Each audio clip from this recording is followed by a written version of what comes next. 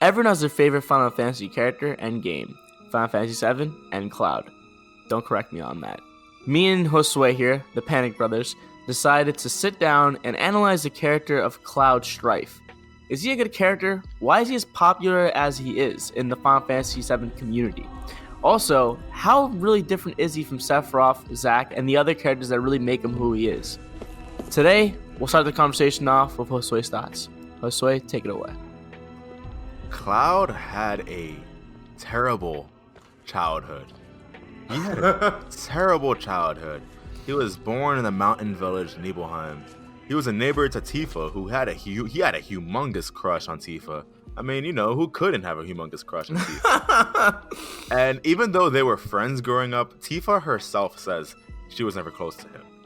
That's kind of hurt. That hurts, not gonna lie. If your neighbor down the block that you always hung out with is like, yo, we were never, dog, you were my acquaintance of anything. That's terrible. And you had a crush on her too? Mm-hmm. So not just that, Cloud's dad passed away when he was young. That's like every video game character. Right? He had no close friends. Pretty much no good friends at all. And so Cloud and Tifa one day are crossing Mount Nibel. Tifa takes a misstep, she trips, she falls, she's in some serious danger. And everyone thinks it was Cloud's fault for Tifa being placed in this situation. Tifa's dad forbids Cloud from ever seeing Tifa. Cloud gets a humongous anger issue at just the age of 9, and he gets mad at himself for failing to rescue Tifa. At the age of 9, he already hates himself. I really could not ever register that kind of emotion at the age of 9. I was way too busy focusing on stupid things. I was making AMVs, dog.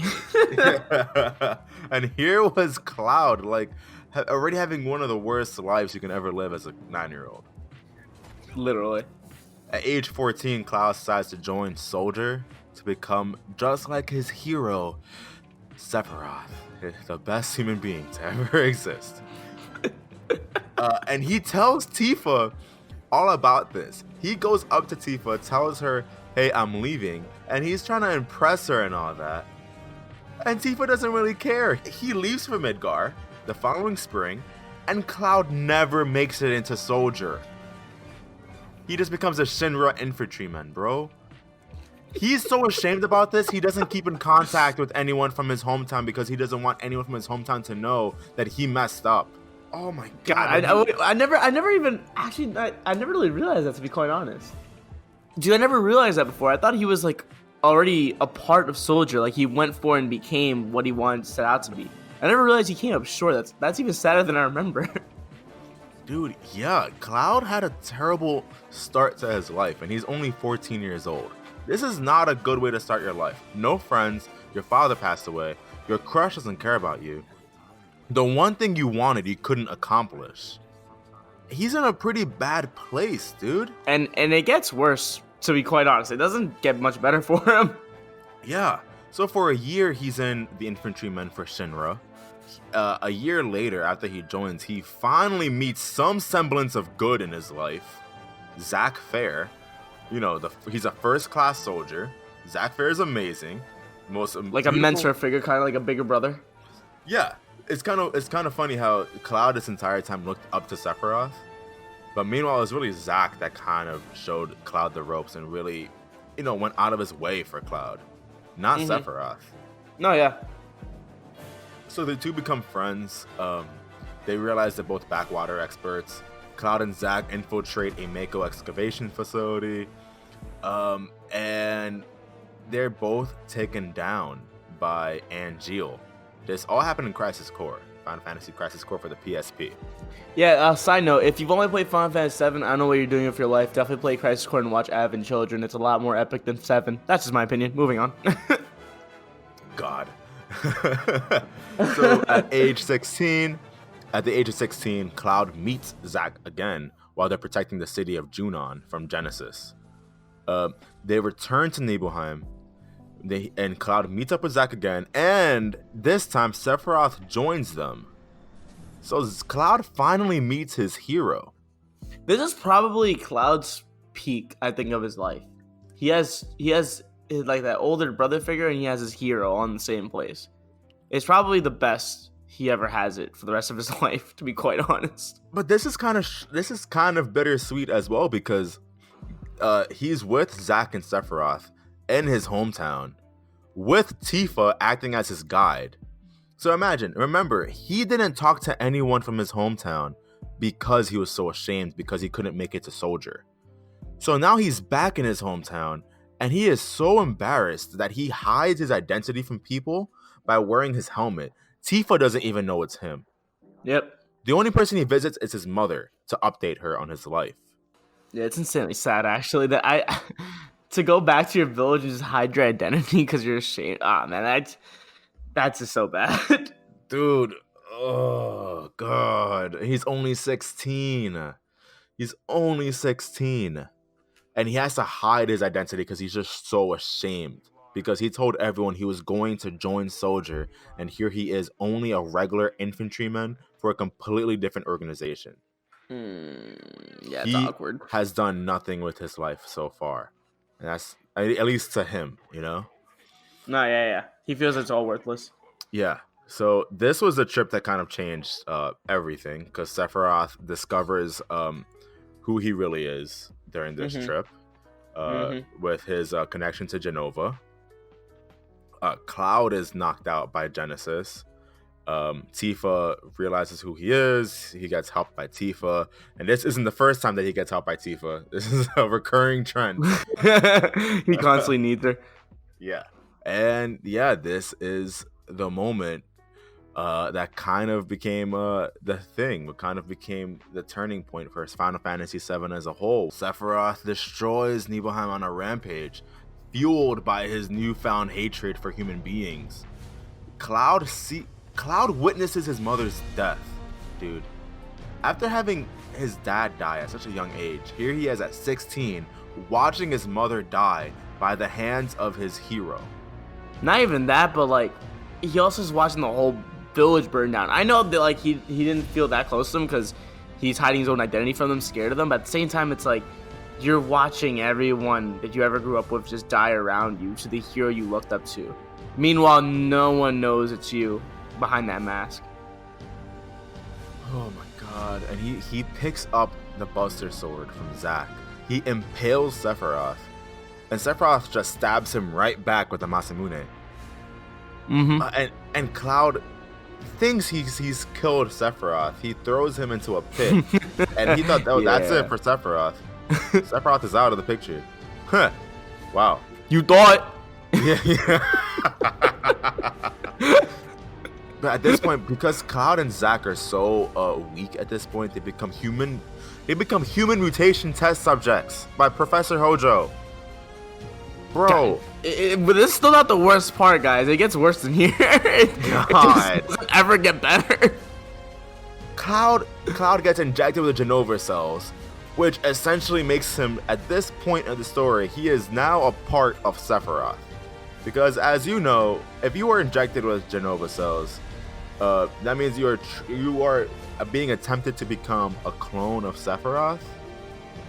And it's like Naruto logic. If you just grab cells of a random ninja, apparently you're part of that ninja. Yeah, so this is essentially the Final Fantasy entry in the Naruto series.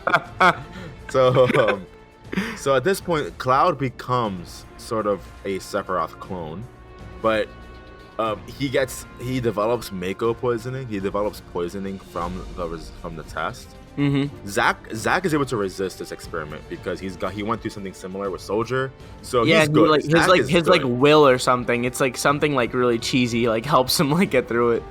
Yeah, so Zack is good, but not Cloud. Cloud gets messed up from this. Yeah.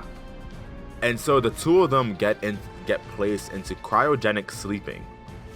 Cloud and Zack are in this sleeping state for 4 years. This is Ocarina of Time right now, dude. For 4 years, Cloud and Zack are out of it. They're not existing. And it was only because of Zack that they break out. Zack is able to get out of it. He helps Cloud escape. he gives Cloud his leftover soldier uniform. So at this point, Cloud must be feeling hyped because he finally He's like, yo, I'm technically soldier when you really think about it. Yeah, but he's also he went from 16 to 20 years old. Yeah, exactly. Real quick. Real quick. Like, and like, he just lost 4 years of his life. Yeah, he's got to act his age now too, so he has to have like a still level of maturity now. Yeah, and Cloud can't do much because he's still kind of like weak from this. Like I know it helps him out in the long run, but he's at this moment he's weak. During this time, Zack is telling Cloud he's giving Cloud all this clout. Like, yo, don't worry, the two of us we're gonna become mercenaries in Midgar, bro. Like we're gonna make it. Me and you, we're gonna make it. And Zack defeats Genesis right in front of Cloud. And at this point, you can't help but feel like this is the moment that Cloud really looks at Zack like, wow, you're my hero. You that dude. Not Sephiroth. Yeah, you're my. I love you. Who's Sephiroth? Sephiroth who? So yeah, this is kind of where things get bad as soon as things get bad. Come on, they're getting worse. Don't say they're getting bad now. Yeah, as soon as things could have possibly have gotten better for Cloud, almost a year later, Cloud is with Zack outside of Midgar, and Shinra forces catch up, and Zack thinks he can fight all of them, but he gets gunned down. Cloud sees the one person who was really trying to be there. Honestly, the last person that he has, really. The last connection he has to anything is just leaving him. And Cloud is just there. And Zack's dying breath is to give Cloud the Buster Sword and to tell Cloud, my legacy lives on in you. He literally tells him his hopes and dreams are now Cloud's. And once again, this man went from 16 to 20. This is the closest thing he has to a family dying in front of him. And he's being bequeathed everything that this man worked for. That breaks you, man. That just completely breaks you. Like, I really can't believe that Cloud was able to bounce back from this moment, because I know a lot of people would just shatter right there. Well, to be honest, he doesn't really bounce back. He goes through something that's honestly kind of crazy. Well, in the long run, that's why I'm saying that he eventually, at the end of it, he gets over this. I personally think he gets some form of PTSD. I feel like that's really the biggest and best way to explain what happened. When you look at Cloud, you see a broken man. Yeah, Cloud is broken. Yeah, look at him, dude. In Smash, he looks literally just done with everything. Yeah, dude. Cloud isn't Cloud anymore. No. Cloud develops this new memory, and this part is a little weird. This part is a little funky, but let's not get too into it. It's just Final Fantasy. Cloud has this new memory now, where instead of the life that he lived, the life that we just mentioned and talked about, this life, he joined Soldier. He was Sephiroth's partner. Zack never existed, and instead Cloud took Zack's place. And now Cloud is a first-class soldier, and he's a mercenary for hire? What? Do you think it's worse that Cloud doesn't remember Zack and thinks he's instead Zack, like in the past? Or the fact that, or if he would retain his memories and remember that he lost Zack? What do you think would be worse? I honestly can't tell. They're both terrible, man, right? That's just to just forget about the guy that you just spent all this time looking up to, and to pretend that you're him. That's another level of just you're not human. The Cloud, oh my god, and Cloud is only 20 years old. No, yeah. And then it's funny that you mentioned he becomes a mercenary, which is literally, when you think about it, the complete opposite of ever being a soldier, which is what he wanted to do. And remember, he hated himself for almost nearly letting Tifa die. Like, he couldn't save Tifa, and he almost let her die. So now he's at a point where, yeah, let me just kill people for money. What? And here we start, finally, Final Fantasy VII. And, oof. This is where things get a little crazy. Real talk though, what's really interesting about Cloud, I want to mention when you get into Final Fantasy VII here is, we really see the most of him in Crisis Core and Advent Children. I know we had this conversation about this.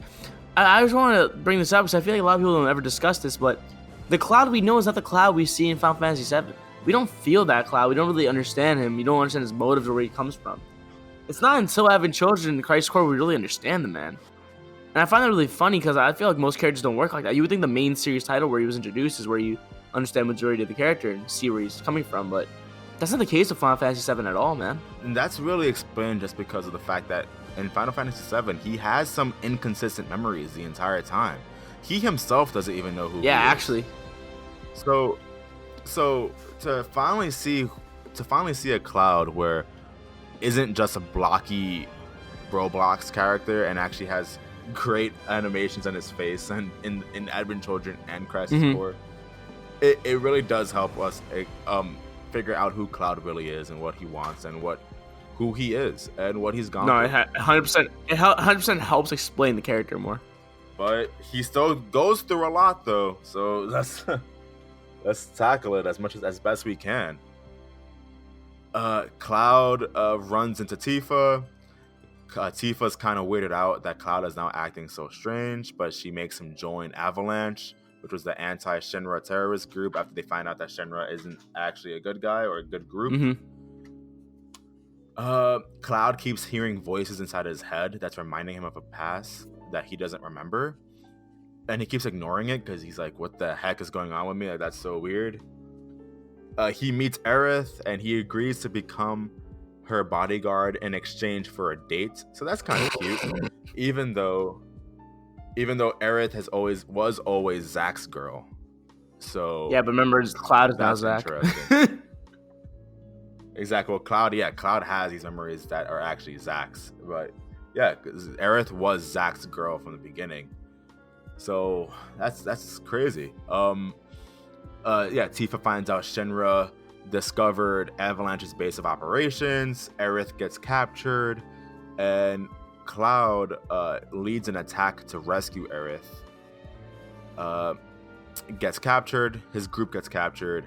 And yeah, in the middle of the night, this is a weird turn of events, and that's what majority of Final Fantasy VII is. Just a weird turn of events. But Cloud wakes up in the middle of the night and he sees President Shinra get impaled by Sephiroth. Sephiroth is officially back. And that's it gets kind of funky because after Cloud escapes with the group with Tifa, Barrett, Aerith, and Red 13, he tells them a version of what happened at Nibelheim when Sephiroth burned down the village, but instead he's telling the story as if he's Zack. And the craziest thing is that Tifa was there. Tifa was there when it happened, when Nibelheim got burned down. But she says nothing. She stays quiet. I think it's because she honestly sees that what Cloud is going through, like this identity issue, and I think she just lets it fly by because this man's just broken. Yeah. When Cloud is sleeping, a voice tells Cloud to ask Tifa what happened to him the day he returned to Nibelheim, and Tifa just ignores it. Tifa tries her best to just evade the question, dude. Like she's trying to not be a part of this, and it's just funny how she was there. And yes, she loves Cloud and she wants to take care of him and all that, but like, she wants no part in this, which is really interesting. Well, I mean, I think she just straight up just doesn't like Cloud and doesn't want to do anything with him, so she just tries to avoid the whole thing.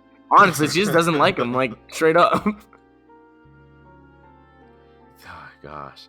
So after a strange turn of events, let's not get too much into it. Cloud finds out from Sephiroth that the ultimate plan that Sephiroth has is to call on the ultimate black magic, Meteor, and deal a humongous wound to the planet.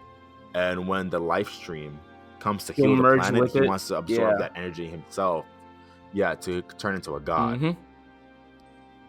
I can imagine Cloud just like, what? Bugging out right now. Bro, what? Honestly, this is just a weird year for Cloud. It's just such a weird, strange turn of events. I mean, it gets weirder. Like, honestly, all of we haven't it. even got to the part where Sephiroth assassinates another character that means something to Cloud. Aerith? Yeah. Dude, that scene to this day makes no sense to me. Do you remember that scene? Yeah, of course. Yeah, But- Cloud walks up to Aerith, and in like the slowest motion pan that doesn't make any sense at all, Sephiroth comes from the sky and impales Aerith and then leaves. It's like, wait, what? Well, to be fair, Cloud was he was mind controlled by Sephiroth. Because once Sephiroth realizes that Cloud has that the Genova cells, yeah, Cloud takes over Cloud. Well, wow. Sephiroth takes over Cloud. And Cloud it's still weird though, because this dude really just comes down just mad casually, like he's been up there for a minute watching, and just stabs her and dips. I've never seen an assassination like that in my life. Yeah, it's a little funky. Yeah, I know. It's a little funny. Yeah, so Cloud at this moment, he just lost one of his teammates, this girl that he had a crush on. He just lost her. He's getting mind controlled by Sephiroth. Again, God, Cloud has a terrible life. Cloud has a The thing is, I feel like there's a reason why they make his life like this, which is something I've been wanting to talk about for a while. I feel like the reason why they make Cloud's life so hard is because they want to show that it really would not have taken that much convincing for Cloud to just become like Sephiroth. I think there's supposed to be a mirror where you can see why Sephiroth could become the Cloud or a Cloud become a Sephiroth. Because, dude, at any moment when all this stuff is happening, Cloud could have just said, screw it. I have these cells. Like, Sephiroth, sure, control me. I can be part of this. I can be a god too. I have these Genova cells in me. But the man through it all in all still is like in this identity crisis and doesn't even pursue that. But it can easily happen. And sitting with Sephiroth at any minute could have been like, I understand my origin, but Genova's not me, and I am not Genova. I am a soldier. I think that's what it's supposed to be. It's supposed to be a mirror where they're supposed to be so like each other, but at the same time they're not. Right. I agree with that 100%. I agree with that 100%, that it's really just two sides of the same mirror.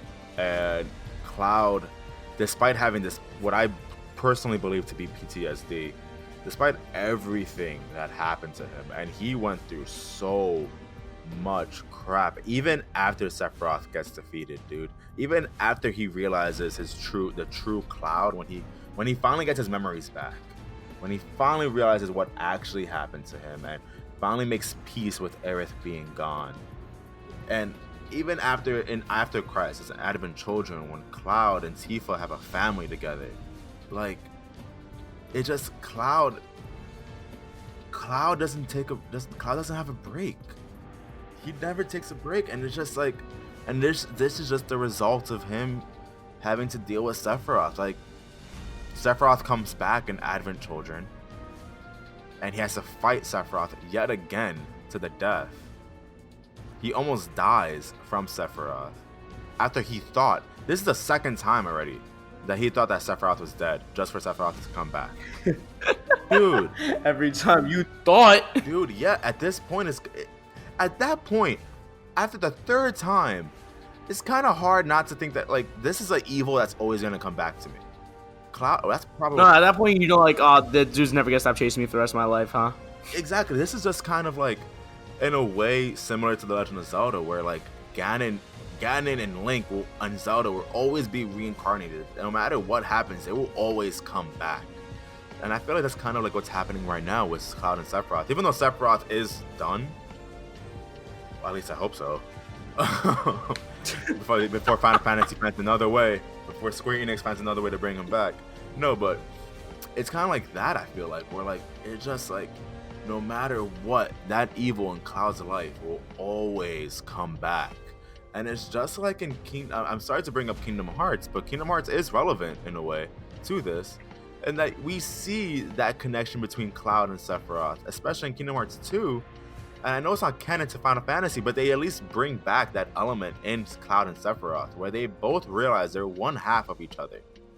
They're one half of the same Yeah, coin. that's exactly what I was mentioning. Like they are destined to be intertwined forever, as mirrors, as halves, as just complete people who could have been easily in the opposite scenario.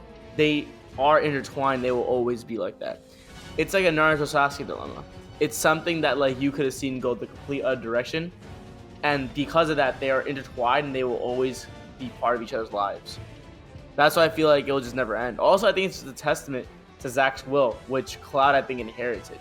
I think Sephiroth is always the test of how strong his will is. Yeah, I think Cloud will never realize the amount, like the impact that Zack really left onto him, and that Honestly, Cloud will probably always be that middleman between Sephiroth and Zack, really.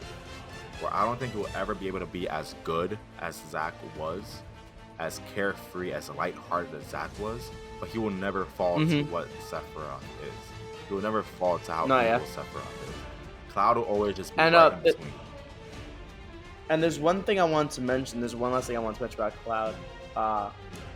Do you feel like Cloud is really Cloud? Like, do you feel like he has an identity? Or do you feel like he is just a result of just Zack? Because at times it feels like Cloud is not really a person. He's just a result of experiences he got from Sephiroth and Lily Zack's memories. So at the end of the day, it's like, is he really a person? Or are we all, in a sense, just kind of the results of other people too? I feel like I feel like Cloud is really. If I'm going to compare Cloud to anyone, I feel like it would be a war veteran. A war veteran who's been through so much and has lost so much for more that when they come back for more, they're never the same. And that's what it feels like with Cloud, where his entire life was essentially a war, where nothing good happened to Cloud, really. Yeah, he never stopped fighting. He never stopped fighting. And the moment it's all over, when he's finally settled down with Tifa and all that, he's broken, dude. He was never able to gain his own personality, dude. The minute he finally had a personality was actually because he thought he was Zack. Yeah, it kind of feels like he'll never be able to develop his own person. Oh, because it's just how broken of a man he is, which is insanely sad to think of. God, and that's Cloud, and that's our Smash Ultimate character. Man, geez, this is sad. Kind of sad now. I feel like Final Fantasy VII is a really dark story. Every time we do a character analysis, man, we always get sad. I hate this. But thank you guys for listening to our character analysis of Cloud. We really appreciate it. Stay tuned to our next episode in character analysis, and make sure to catch our other episodes. And if you like today's content, make sure to give us a like and a subscribe for more content just like this. As for now, thank you so much, and until next time.